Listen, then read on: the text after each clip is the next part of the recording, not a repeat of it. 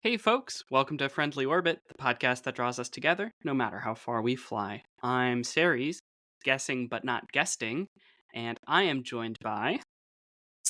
Theia, and you'd never guess my backstory. So today I am going to tell you to bring Ceres along with me on a beautiful journey, discovering what lies at the bottom of the trash bin of Marvel Comics Okay. in a guessing game where you will have to guess, Ceres, whether the characters that I'm presenting to you are made up Mm-hmm. or real. Mm-hmm. Now, before we roll the intro, Mm-hmm. I would like to know how much familiarity do you have with like reading Marvel comics? Zero. Ignition sequence start.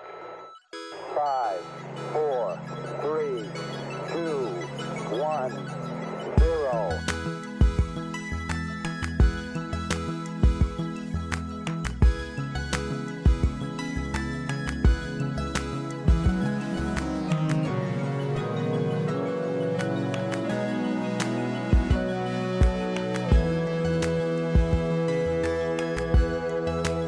All engine running.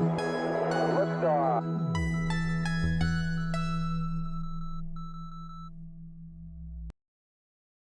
And we're back. And we're back. All right, so let's explain the rules. I will present Ceres with 10 pairs of characters. One of them will be if a fictional real Marvel villain, the other or character. The other one will be something I just came up with by myself. They are kind of paired up, so I always match the silly energy, or at least I try to. And we'll see if I was good enough at making my inventions plausible, crazy Marvel characters, and if Ceres is good enough to spot them. Yeah. Also, quick disclaimer: there's a lot of Marvel characters that could have made this list but didn't because they are really bad racial caricatures. And while we thought it might be funny to laugh at them and to make fun of Marvel for it, it could also really drag down the mood, and so we Yeah. decided to scrap that. Yeah, Marvel has a lot of really bad characters in the past. Not just like racial caricatures, also just like, just poorly done stereotypes or insensitively handled sensitive topics. So I guess we did want to say a lot of those exist, but we decided to, in the interest of fun, to not choose those ones for this episode. Yep, that's With exactly that it. said, we're gonna test at the end how good I am at predicting. If I'm statistically significant at Yeah, we're gonna predicting the use difference. Bernoulli. We're gonna use the Bernoulli test for the few people back at home who know about for that. for We see you. 0.1% of the audience. Actually, we know our audience is mostly our friends, so probably a large chunk of the audience. Yes, we see you. Thank you. Thank you for listening. We You can't believe you three. do it.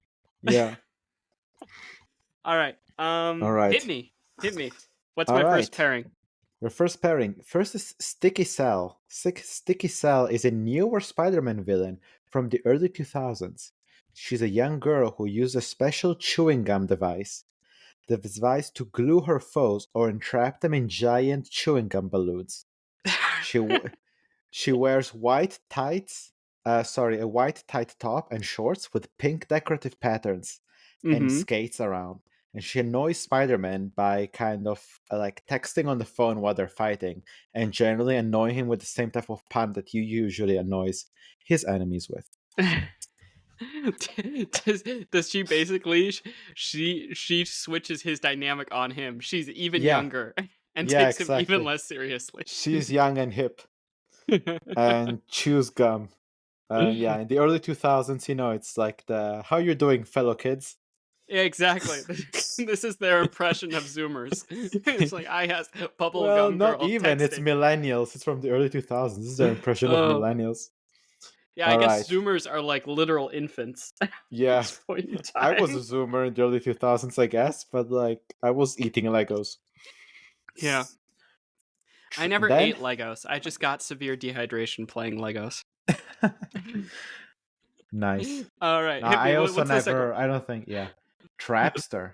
Trapster is a chemical genius who devised a glue gun to trap his adversaries. He originally, in the 1960s, wore an oversized green suit and a giant purple hat and butterfly tie. His listed weakness in the Marvel Wiki is name calling, as he despises the nickname given to him, Paste Pot Pete.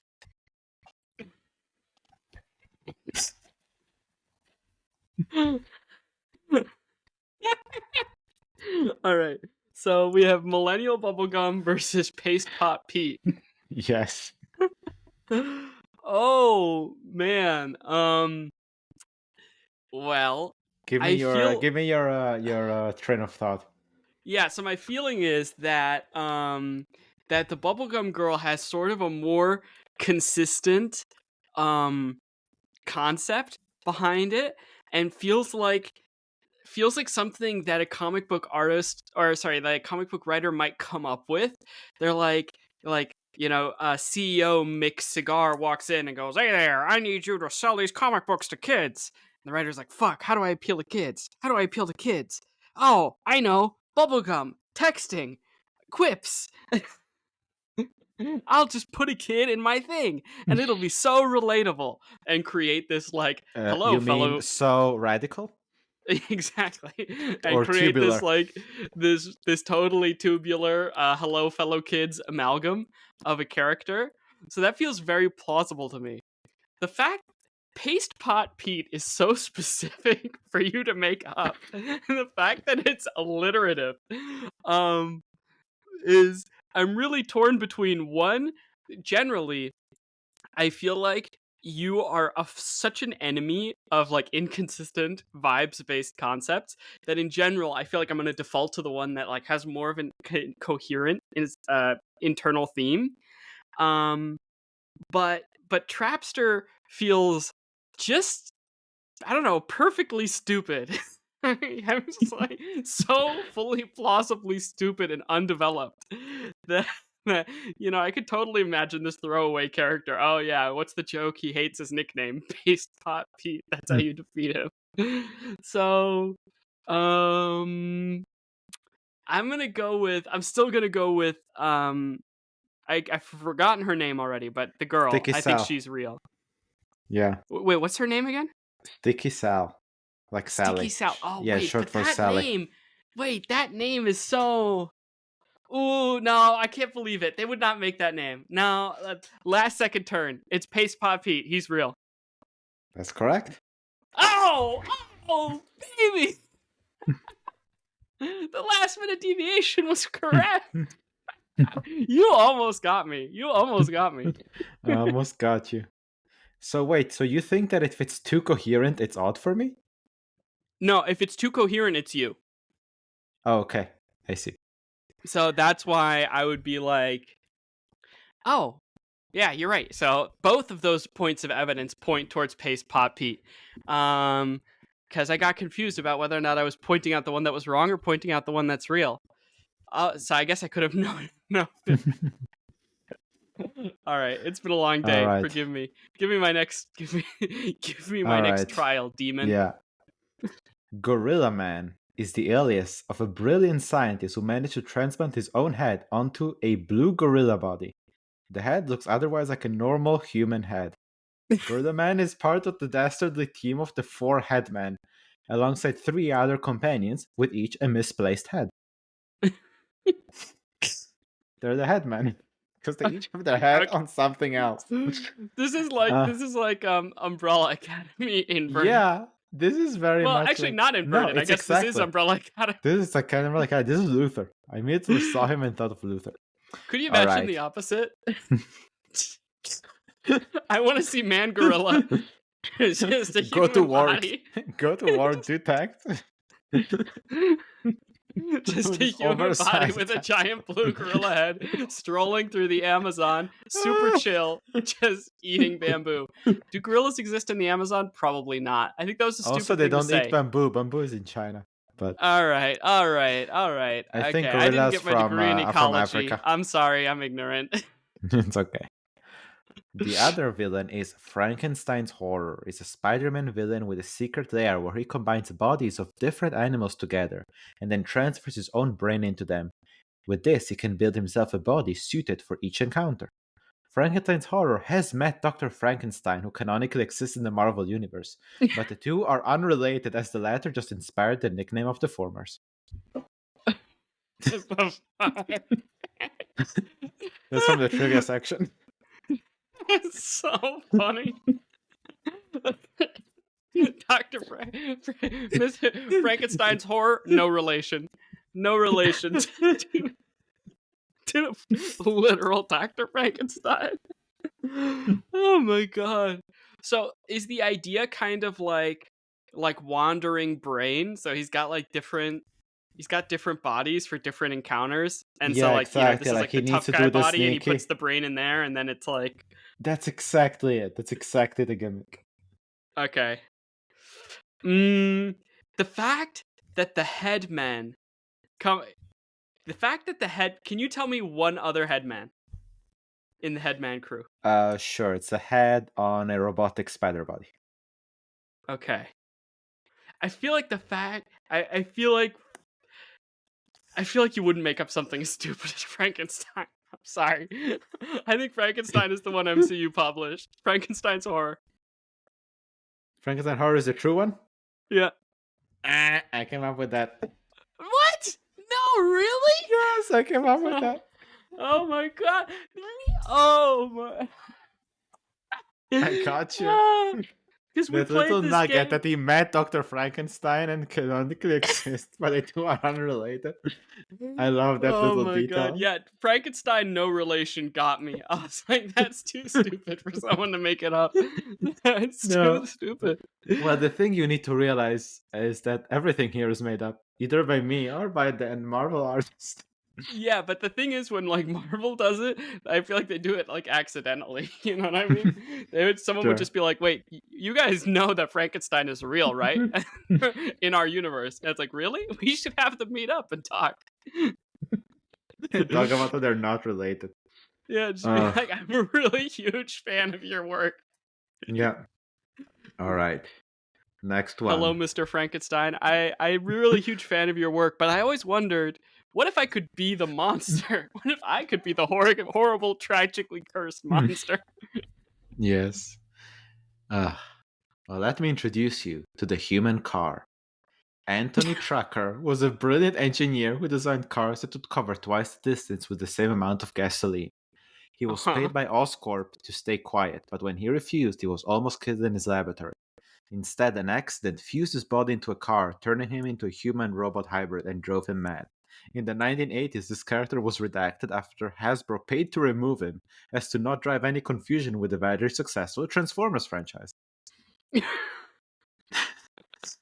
This is the human car. They deleted him from history, but technically he existed. It's so funny, too, because, I don't know, part of it feels so gritty. Like, you could imagine somebody coming up with, some sort of technology that makes oil obsolete, and then, large car manufacturers or, huge oil conglomerates doing something about that, you know? Yeah. You could totally imagine, but then the result is he gets fused, he's dead on a car. He's like, I don't think I've ever met anybody with the last name Trucker. I mean, it's like Hopper, you know? Oh man. It's all like, right. Dr. Edward Nigma or something in DC. Yeah, true. There's those names. Anyways. Yeah. Stiltman, a brilliant scientist, built himself a hydraulic pair of telescopic legs to incorporate in a battlesuit called the Stiltman suit. With this, he committed a series of robberies thanks to his increased height. He battled Daredevil and Spider-Man and eventually joined the team the Emissaries of Evil. Fun fact, his was nicknamed in the Marvel Wiki, one of his nicknames is Daddy Longlegs, which is also the name of this year's horror movie with Nicolas Cage, Longlegs. But this guy's Daddy Longlegs. I mean, he's older. He's got more gravitas. Yeah. He commands the room with his presence. With those stilts, you just have to. You just have to look. All right, human car or stilt man? This is hard. This is genuinely. I don't think I'm beating the Bernoulli curve. Who's real, stilt man or the human car? I got more detail on the human car, but like in the last one, the more detailed one was the fake one. Well, the so thing I is, don't want to get tripped by that the thing again. is, sometimes there's a lot of details on the wiki page that I can easily take from. Sometimes there is very little, and also sometimes it's really hard because, like Trapster, Pastepot Pete, you wouldn't believe how long his wiki page is. So many versions of the character exist, but at the end of the day, there was very little that I could like put into here. So I have very little. Pete was just tearing it up in the 80s. Yeah. So much in the 2000s too. You'd be surprised. Pastepot Pete has more reincarnations than Wolverine. Yeah, for real. Real fans remember the Pot Pete. Real fans don't watch Captain America. They know the OG. All right, Khan, give me Stiltman or the truck guy. The human car. The human car. I don't know why. I can't articulate it, but my gut tells me Stiltman is real. So I'm gonna say it's Stiltman. Correct. Oh yes, baby! I came up with the human car and the whole Hasbro bullshit. That makes sense to me though. Like I feel like that's something Hasbro would do. They would, I don't know. I feel like Hasbro fucks up so much. It would be like a good explanation to be like, oh yeah, they fucked up their professional relationship to Brandon Sanderson writing magic lore because they were busy buying the rights to Carman. The human car. All right. Oh my god. Okay. So Stiltman is real. Oh, Daddy Long Legs, the Stiltman. Ooh la la. Real. Yeah. Oh my. Oh my Daddy. Yes. What long leg do you have, Daddy? All right. Glassmaster. Glassmaster is a mutant with the ability to move through and into glass. He can make his body transparent when he moves through it. This is not as ridiculous, if not by the fact that he is stopped by literally framing him, as Spider-Man and Mr. Fantastic work together to build a special window frame to bait him into and then trap him. This is Glassmaster. Wait, can't he just come out of the glass? No, because the special frame kind of locks him in, so he was framed. That's so fucking stupid. I know. It's way too cute. Like you can hear the typewriter clicking away as you listen to this story. I feel like this is a strong contender to be real. Somebody was like, what if there was a villain who you could defeat by framing them? Yeah. Literally. Like Glass Man. But wait, listen to the other one. The Wall.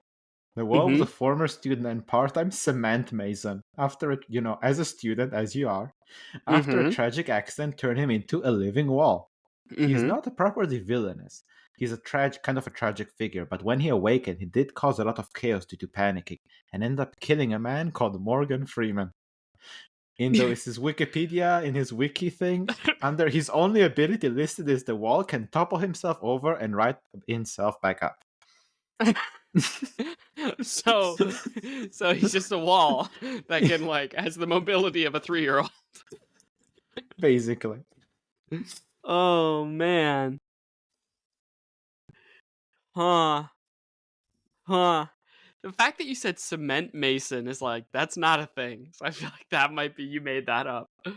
But the fact they killed Morgan, that's not that weird to me. I think Morgan Freeman, obviously, is a celebrity, but I think the name Morgan Freeman is not that unusual. It's a pretty common last name. I'm going to go with Glassman. Glassman's real. Glassman was published by MC. No. The Wall is real. Google him.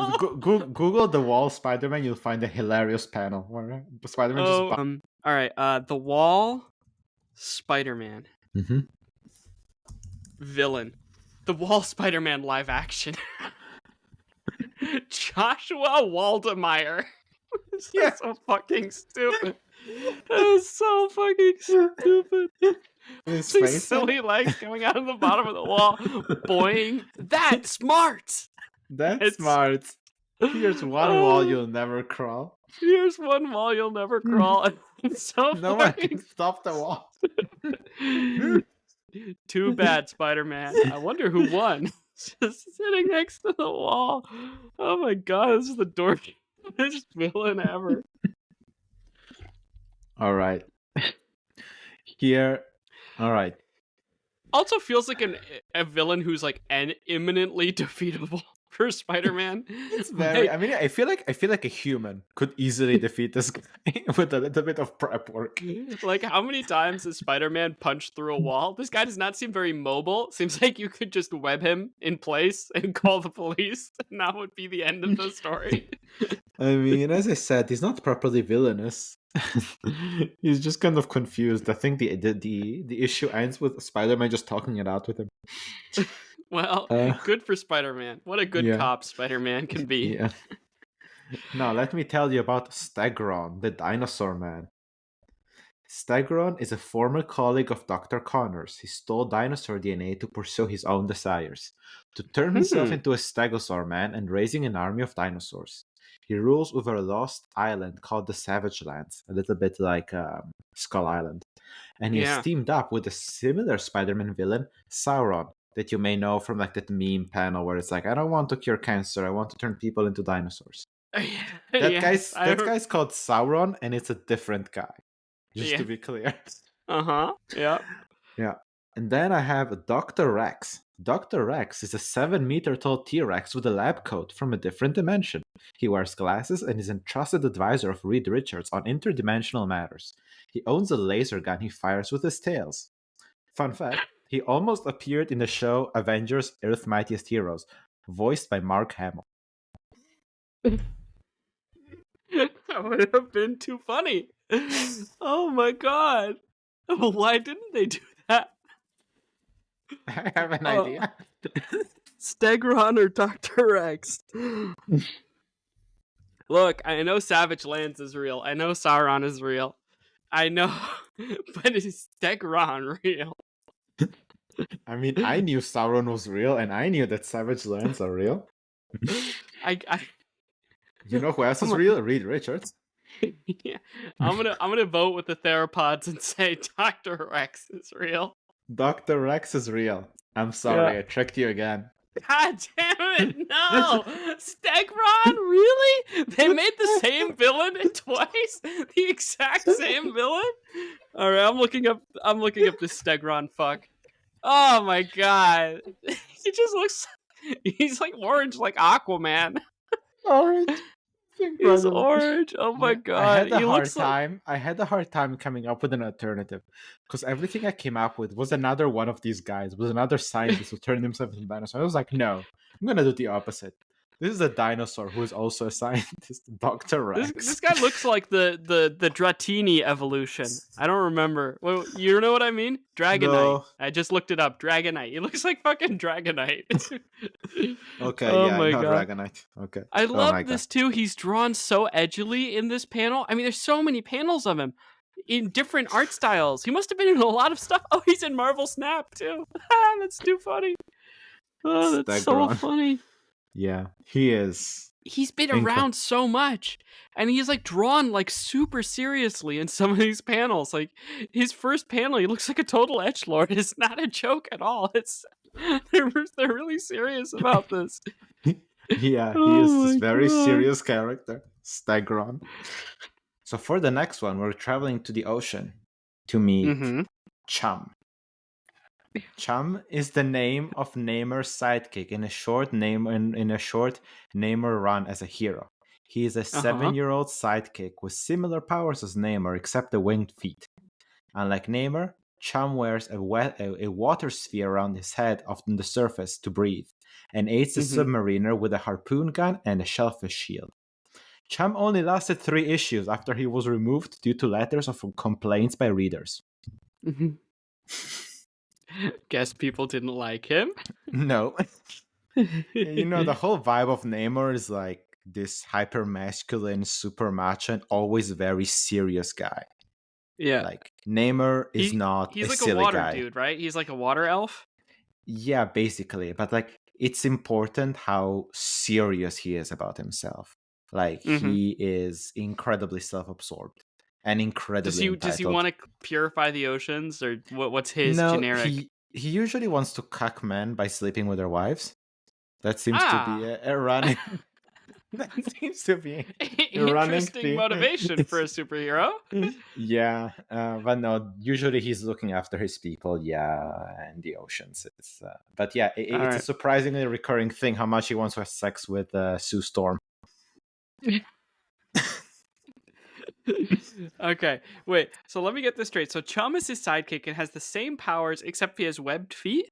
He doesn't have the winged feet because Namor has winged feet that allow him to fly. He has tiny Winged wings on his. feet? Yeah, have you not watched Wakanda? Oh, you haven't watched Wakanda Forever. No. Namor is the bad guy in Wakanda Forever. He has tiny wings on his Ah, feet that allow him to fly. that's so fucking stupid. I know. Why would a sea person have that? He is weird. I mean, he's like one of those like half. He's like Aquaman. He's like only half Atlantean and half something else. Yeah, he's half Atlantean and half Asterix. Yeah, and half Hermes, the god of the messenger god. But yeah, All right. So that's Chum has the same power suite. Doesn't have the winged feet. Wears a And snorkel. no, he wears like a bubble, like a glass, like a water glass over his head, full of water to breathe, and has like a harpoon gun and a shellfish shield. Okay. I'm imagining Chum. I see why people didn't like them in their cuck erotica. Yeah. Let's move on to the next one. The other one is Mr. Fish. Mortimer Norris is a crook who was transformed into a fish hybrid after being exposed to radioactive material and falling into the East River. Mr. course. Fish has enhanced strength and a fish-like appearance that enables him to survive on land and in water. He is green, wears a red swimsuit and a red jacket. And he appeared in the Luke Cage show on Netflix, but without any supernatural abilities, just as a crime lord. Just a regular dude. I watched that show. I don't remember anyone called Mr. Fish. They just call him Mortimer Norris, I guess. I watched some of Luke Cage. I don't remember this being in there. I mean, to be honest, me neither. I was surprised, just as surprised as you when I watched. I was like, wait, he was in there? My first thought was like, oh, maybe like Fish Mooney from Gotham, but I'm like, oh no, never mind. But maybe Fish Mooney is the copy, you know? From what I know, Fish Mooney is an original character from Gotham. Damn. That blows up that theory. How original can a character be if they're copying Mr. Fish from Marvel? All right, so Chum or Mr. Fish? These are so great. They're both so stupidly plausible. I promised myself after the last one that if that if any of the concepts had any semblance of like integrity or like concept, I would not pick it. Because so far, that's been a pretty strong indicator. So let me think. Does Mr. Fish kind of makes sense in the Marvel scope of things, right? So, and Chum is just kind of random, and then he gets cut immediately. So I'm gonna go with Chum. Chum is real. No, Chum is false. I came up with him. God damn it! No, I'm unstoppable. Yeah, you're completely unstoppable. We're gonna get a p-value. We should test the opposite hypothesis. Well, I mean, the opposite hypothesis also has a p-value that is pretty low, and that means I'm very good at deceiving you. Yeah, I mean that. Not even at deceiving you, like at making them even, but at creating more plausible bullshit than the actual bullshit. I can't believe it. God damn it. All right. I think there's no rule to it. I just got to go with my gut and hope for the best. Yeah. Are you ready for the next? Yeah. All right. I'll tell you about Orb. Orb was born a human with a giant eyeball instead of his head. Uh-huh. His powers include seeing thoughts and being always aware, even during his sleep, of his surroundings visually. Uh-huh. Aptly, he killed a character called the Watcher and absorbed his powers, including an eye beam and wall walking. Mm. That's the orb. How And does the other, Orb eat? I don't know, it didn't say on the Wikipedia page. I assume that he eats through looking at food and like it decomposes. I don't know. That's how I would do it if I came up with them, which I That's didn't. such a Theia way to do it. Yeah, just stare at food until it disappears. All right. The other one is Kulraba. Kulraba is a 10-eyed mystic from a different dimension. Notably, he also possesses an elephant trunk instead of a nose, and speaks on behalf of a 7-armed goddess from the 7 originator gods of the Marvel Universe. Kulraba and Doctor Strange have had many fights, but have also teamed up against Dormammu on occasion. In his trivia page, it is noted that Kulraba enjoys strawberry ice cream and visits Earth regularly to buy some. That's Kulraba. That's insane. I It's feel like Doctor if Strange, you can't... man. You have no Doctor Strange. So weird. Well, is it Cool Rava or Cool Raba? Is it a V or a B? Kulraba with a B. With a B. If you came up with Cool Rava, you're a sick man. So it's Cool Rava. There's no fucking way. It's gotta be Okay. Cool Rava. No, I came up with it. It's No, real. what the heck? Fuck you. That doesn't make any sense. Why would you make that up? Because I had to match the orb. No, that's so stupid. Why? Are you kidding me? You believed me. You believed. No. Honestly, you know what the secret spice of Kulraba is? What? His name isn't related to his powers. That's what makes it believable. It's just his name. He's not called the 10-eyed one. It's just Kulraba. Anyway, I'm glad you enjoyed Kulraba. God damn it. Oh, I am a sick man. God.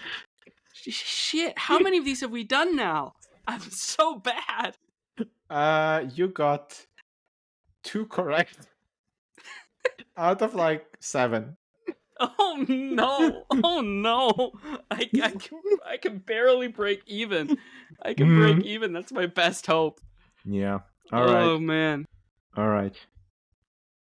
Okay. Let's travel back to the Golden Age with the Enforcers. These Golden Age enemies are amongst the first faced by Spider-Man. They are simple, regular gangster enforcers, but they are very silly. The most normal one is called Ox, and he's just a big, strong guy. But then you have Montana, who's just a guy with a rope, a lasso, and a cowboy hat. And then there's a guy called Fancy Dan. Can you imagine what Fancy Dan's deal is? Well, first off, he doesn't have a cowboy hat. He has a fedora. And secondly, he's a con artist? Fancy Dan? No. He's a really short guy who kicks people because he has fancy footwork. Okay. That's why he's called Fancy Dan. Fun fact, the Enforcers are among Spider-Man's first villains, but they have somehow returned through most of the iterations of Spider-Man due to their legacy status. They're like the 10-foot pole of Spider-Man rogues. If you're a D&D player, you get it. Yeah, so it's Montana, Fancy Dan, and Ox. Okay. The other character is Whack-A-Mole. He's an enemy of Daredevil number 3. He's a master of thrown hammers after a failed career in the circus, and he has a special arsenal of aerodynamic hammers that travel soundless through the air, being invisible to Daredevil. Whack-A-Mole is also blind, much like Daredevil, and he and Matt were in the same school where they were protecting each other from bullies, like foils. God damn. I have no idea. These are both equally plausible.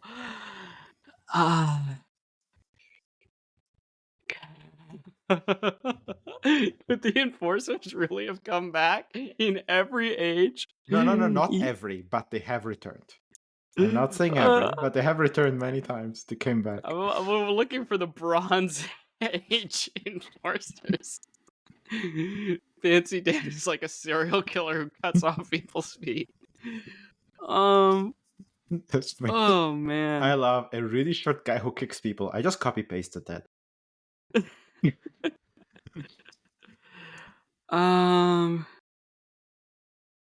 Man. Who's the real one? Who's real, Whack-A-Mole or the enforcers? I'm gonna go with the enforcers are real. Ding, ding, Please. ding. That's correct. Yes, God. Yes, God. I remember reading actually about these guys in like the Golden Age run. I actually read the first like 20 issues of Spider-Man ever. They were there. Were they good? No. Honestly, most of those comic books were not very good. I'm just gonna say it. You know, it's all modern standards, modern tech. Yeah, I mean, we Man, threw the a lot of stuff enforcers. at the wall. We threw a lot of stuff at the wall. You want to Google them? Yeah, sure. Let's have a look at the enforcers. I want to know what the Bronze Age enforcers would have been like. Like yeah, the enforcers, here they are. Fancy Dan is so short compared to Ox. Oh my god. It's so funny. And there are modern versions of them. I'm seeing them. Ah, I love this. I love the these. enforcers Spider-Man. This looks modern. When is this from? This is from 2006. I told you. And it's literally Spider-Man, the enforcers, exclamation point. Like, that's what the issue is about. They're not. They're the main bad guys. They're the main villains of the... Oh, Yeah. God. All right. It looks like... Oh, yeah, it's Daredevil versus the enforcers here. Yeah, perfect. How do the enforcers keep coming up? Who are they enforcing? Oh, my God. Yeah, good job. You nailed it. It's your third success. Oh, man. All right. Yeah, it's my third success. I have to succeed on 2 more in a row to break even. This is you've humiliated me today. Me or Marvel, I can't decide which. Well, let's get ready for the Bi Beast. The Bi Beast is a monster that Hulk faces from time to time.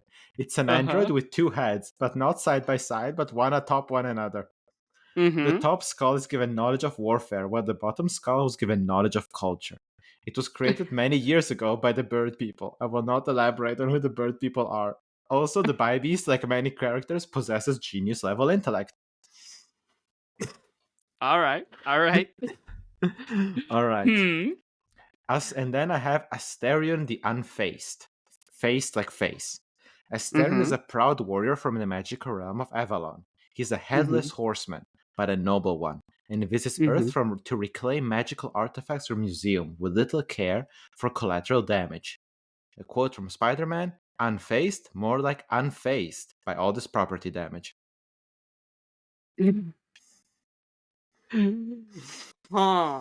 Asterion, and it's not Baldur's Gate. Oh, did I say Asterion? Sorry, it's Astarion with an A. I mispronounced. Yeah, that's how Asterion is. Oh, okay. That's just my accent.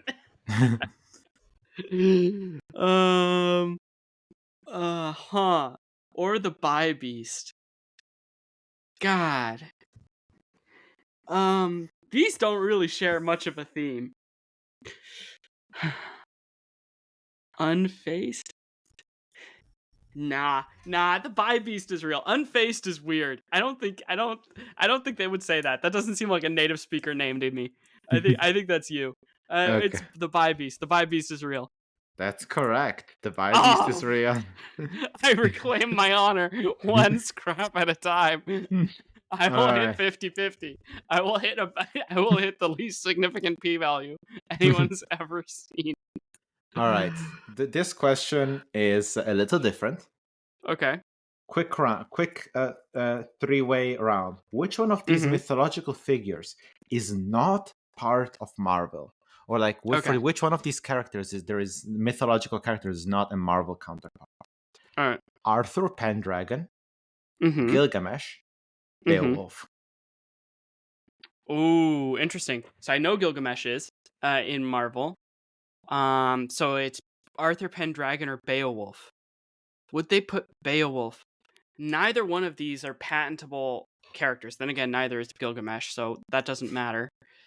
They have Huh. Hercules. Yeah, exactly. I mean, yeah. Okay. Gilgamesh. All right. So Arthur Pendragon or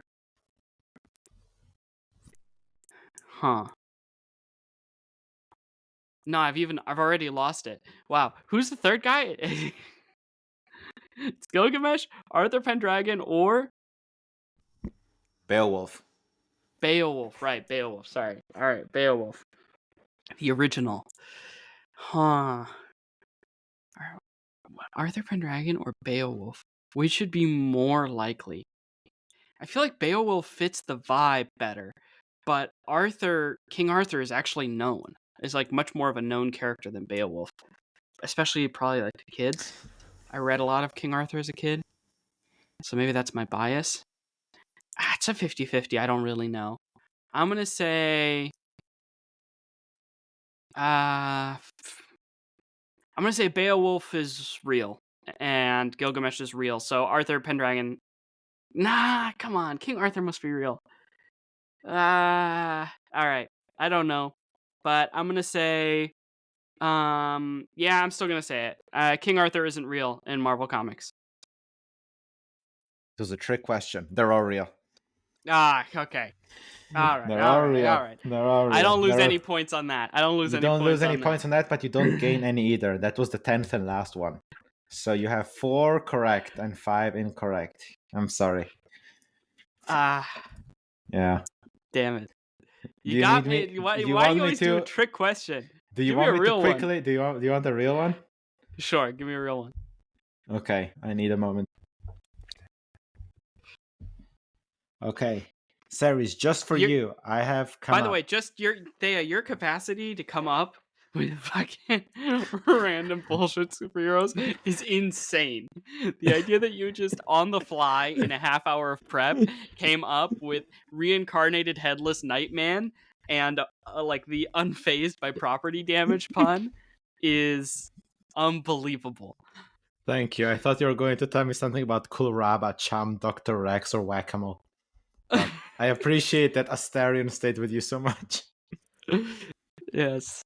All right. Are you ready for the fight for your honor? Yes, this is the fight for my honor. Maybe I can break 5-5 even. tie. You can break even. Maybe All I can break even. All right, let's start. Tip Tap Tom is a tap dancer with a penchant for crime. He developed sonic shoes that compromise structure beneath them if he tap dances enough on them. With this rhythmic tip tap, he can destroy any buildings in minutes. He sparred against Daredevil, Luke Cage, and the little-known vigilante Smiling Guard Dog in the Silver Age. His face was allegedly inspired by Al Capone, and he made a comeback in The Ultimates as a mercenary side character, but instead of dancing, he simply kicked buildings down with super boots. Okay. That's Tip Tap Tom. And then we have the Hypno Hustler. The lead singer in a disco band in the 80s. He uses hypnotic powers to hypnotize the audience and steal their valuables. He wears a silver disco suit with headphones that protect him from his own powers. He was caught by Spider-Man, who was attending the concert as Peter Parker. And later he was asked to take part in Villanon, or aka Villain Anonymous, by Bigwheel.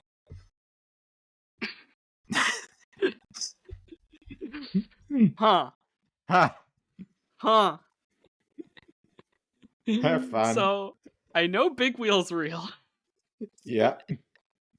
But so is Reed Richards. Nice, Reed Richards. I tricked you before. Yes, you tricked me before.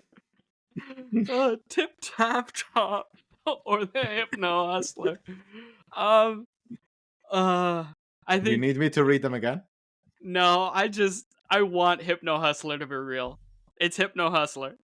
Correct. Yes. Yeah. 50-50, baby. I'm a coin flip, not a loser. Did you enjoy the Tip Tap Top? Yes, Tip Tap Top. Honestly, Tip Tap Top, very believable. The only thing for me was I was like, I wonder if he wouldn't just call him Tip Tap. Like Tip Tap Top seemed like a lot, and then Hypno Hustler. I mean, it was very close. I was very close to picking Tip Tap. And like the fact that he just kicked over buildings with super boots when he came back as like the adaptation. How do I make this Silver Age character work? Seemed made him very plausible. Thank but I you. really wanted Hypno Hustler to be real. All right. This seems so funny to me. Just like 80s disco hypnosis and steal all the valuables. Yeah. All All right. right. So let's look at your at how you fared. You corrected enter the Trapster was true and Sticky Cell was not. The chewing gum. How you doing, fellow kids, girl? Which you almost got me. That one was really good. That was really, really good. Yeah. Then we had you incorrectly thought that Frankenstein's horror was real instead of Gorilla Man. Yep. That is true. Because he canonically met Dr. Frankenstein, but they're unrelated. Yep. That absolutely tipped me. It's funny when you read these, I still can't believe that they're not real. I'm like, these are just as real as the other ones. These ones should exist.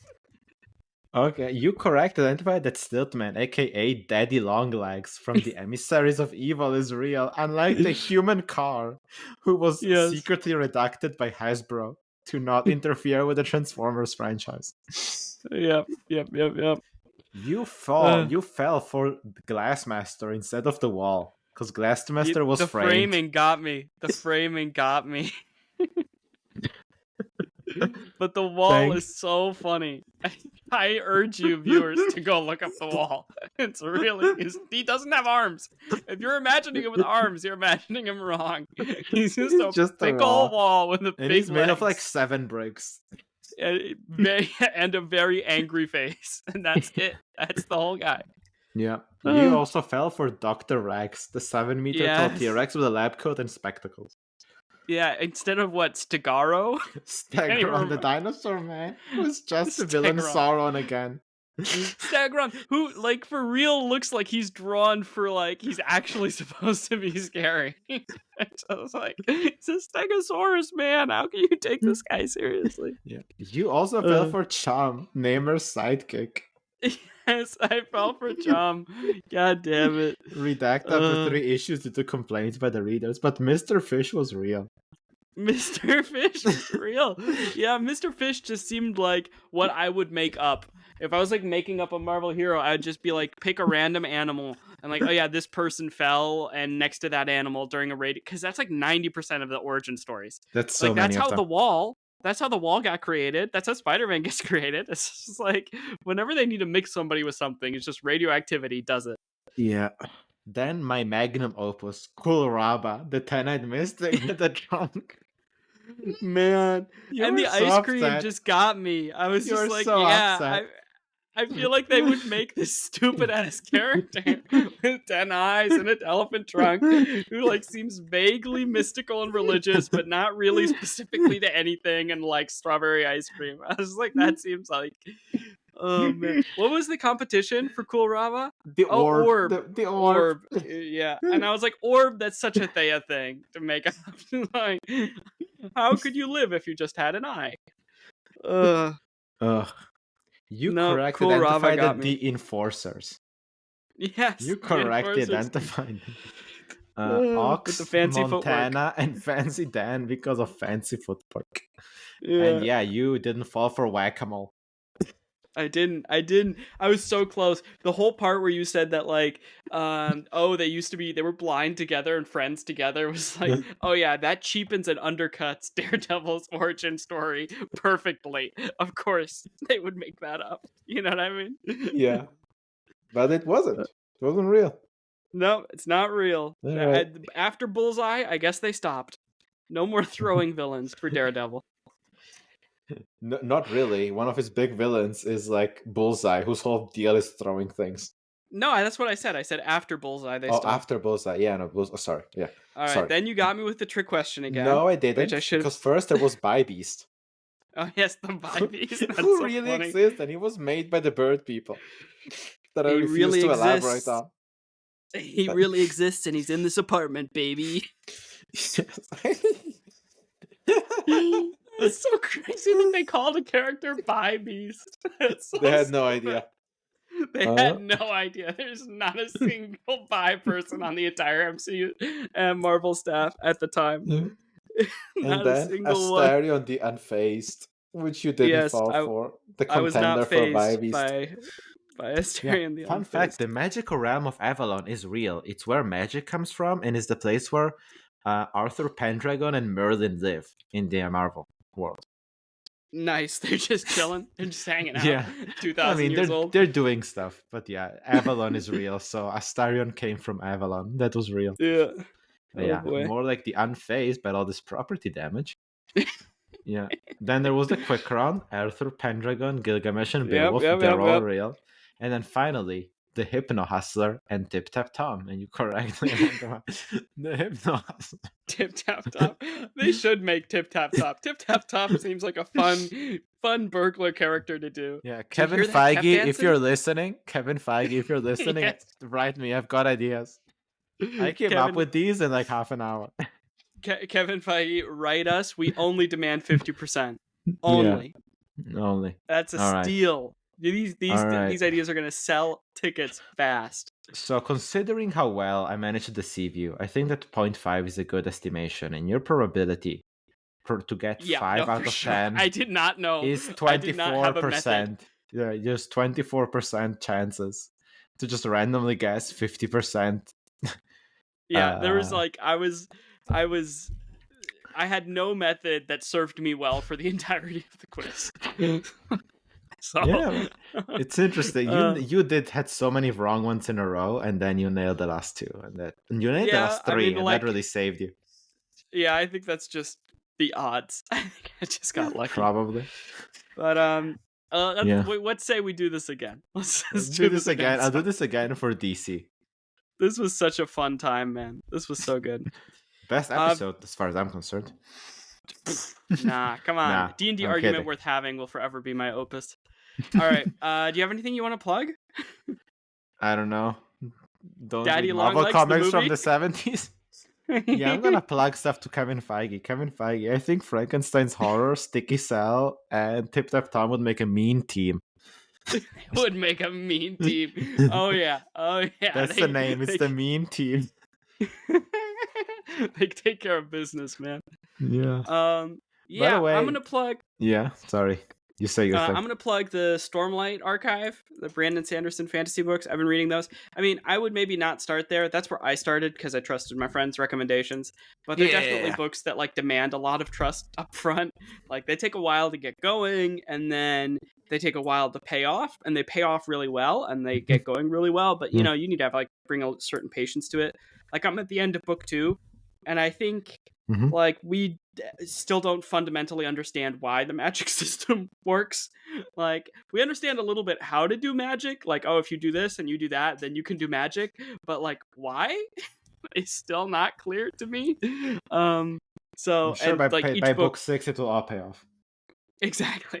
And I mean these books are like 45 hours, 55 hours, 65 hours long. I mean they keep getting longer as the series goes. I'm listening to the audiobooks, which I would recommend. I think these are, I mean, I don't know. They're about as long as Game of Thrones. I did read Game of Thrones as a kid, but man, did I have more free time back then.